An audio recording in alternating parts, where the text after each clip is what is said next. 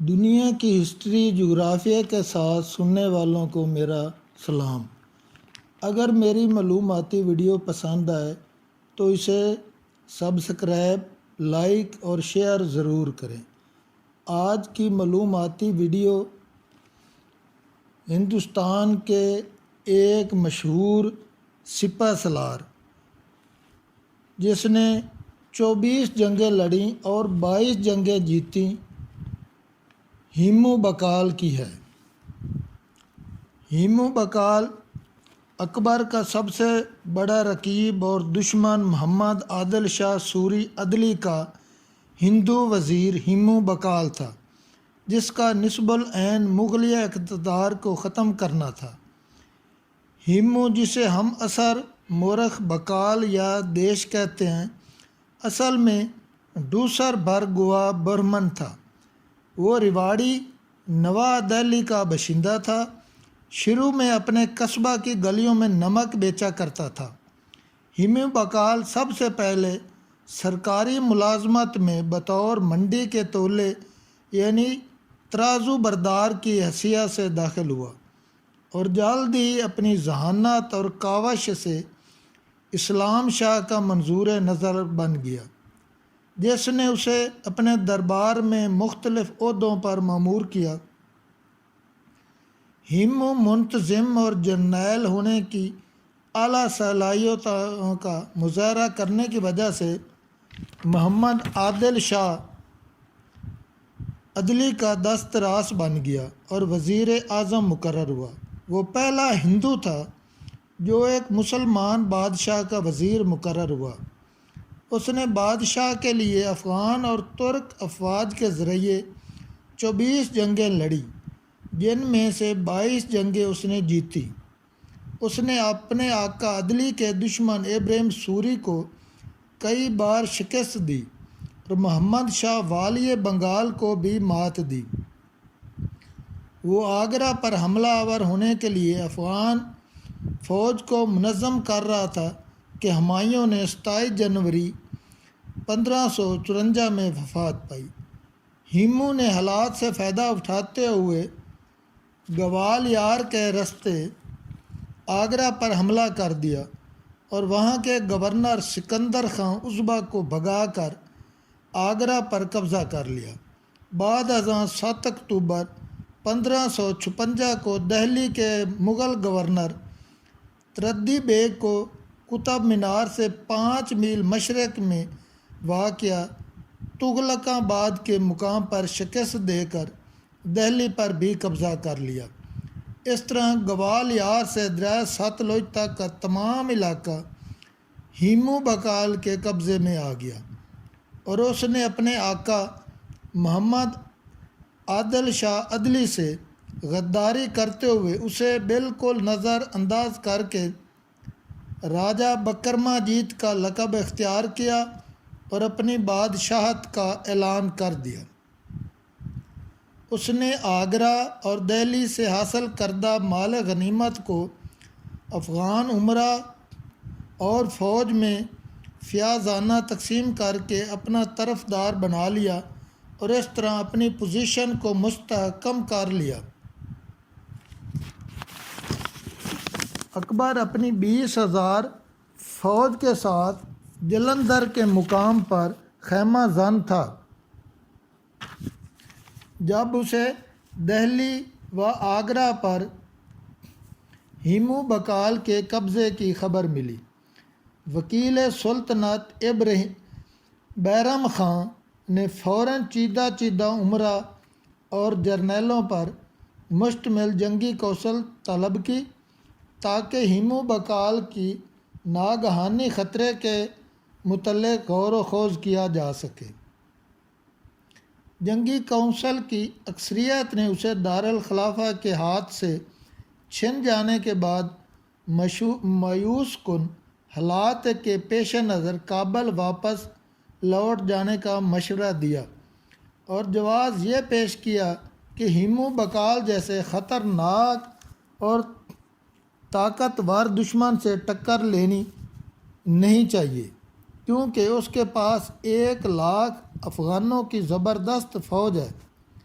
لیکن شیر دل اور وفادار بیرم خان، جو مغلیہ اقتدار کو ہر قیمت پر بچانا چاہتا تھا، کی رائے تھی کہ کابل جانا تباہی کا باعث ہوگا، لہذا برِ صغیر میں ہی قسمت آزمائی کی جائے۔ اکبر نے بیرم خان کی رائے سے اتفاق کرتے ہوئے ہیمو سے ٹکر لینے کا مؤثم ارادہ کیا اور 13 اکتوبر 1556 کو جلندھر سے ہیمو بقال کے مقابلے کے لیے کوچ کیا۔ سرہند کے مقام پر سنبھل، آگرہ اور دہلی کے شکست خوردہ مغل گورنر اکبر کے حضور پیش ہوئے اور کابل واپس چلے جانے کا مشورہ دیا۔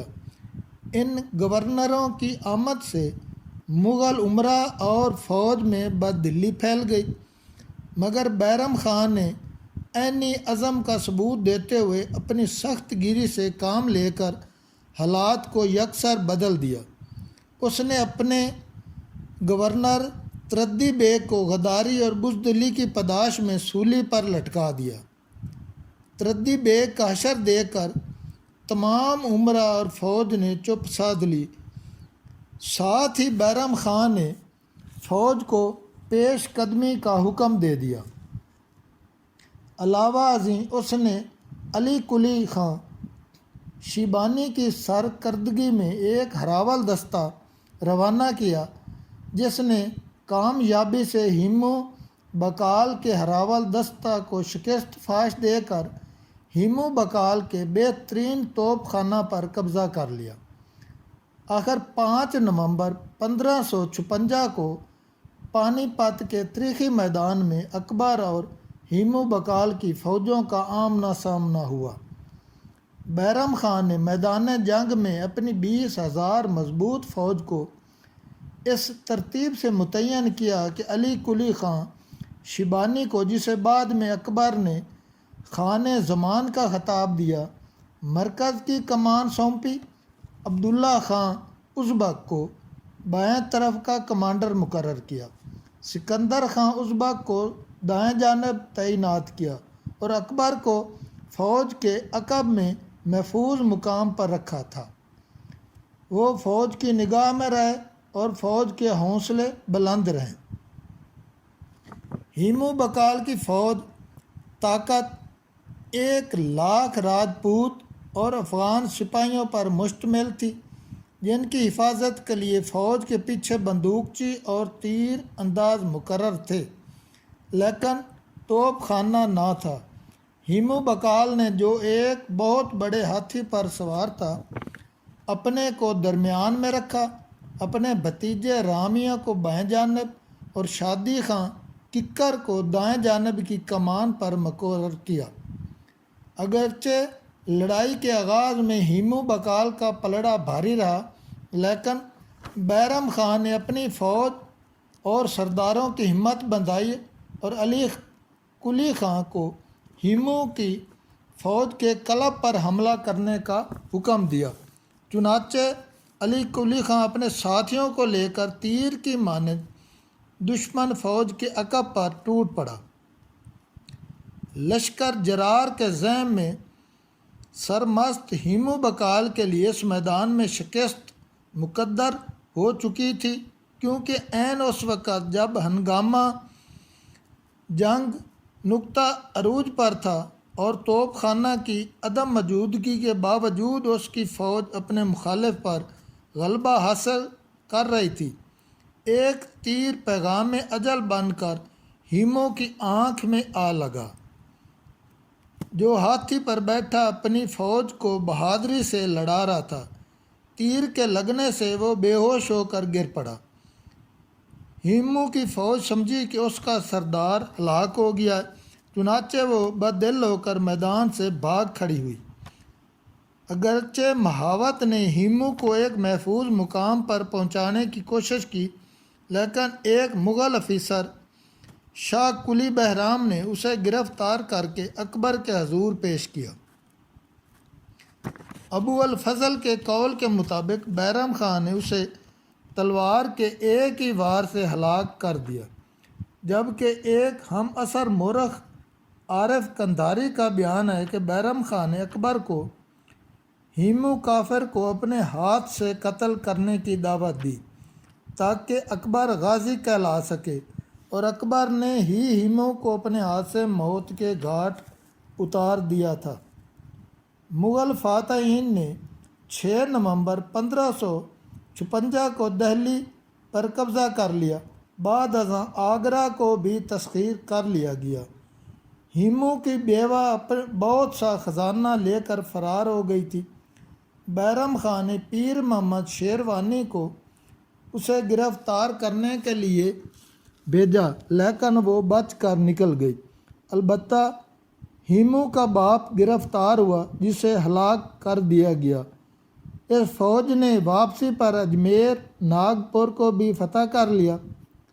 پانی پت کی دوسری لڑائی برِ صغیر کی تاریخ میں ایک اہم موڑ کی حیثیت رکھتی ہے۔ اس لڑائی کے بعد ہندوؤں کی سلطنت کی بحالی کا خواب شرمندہ تعبیر نہ ہو سکا۔ مغلیہ کامیابی فیصلہ کن ثابت ہوئی اور مغلیہ سلطنت تباہ ہونے سے بچ گئی، اور ساتھ ہی ہیمو بقال اور افغانوں کی فوجی طاقت کا گٹھ جوڑ بالکل ختم ہو کر رہ گیا۔ اگر میری ویڈیو آپ کو پسند آئے اور ایسی ہی مزید ویڈیو دیکھنے کے لیے چینل کو سبسکرائب، لائک اور شیئر ضرور کریں۔ اللہ حافظ۔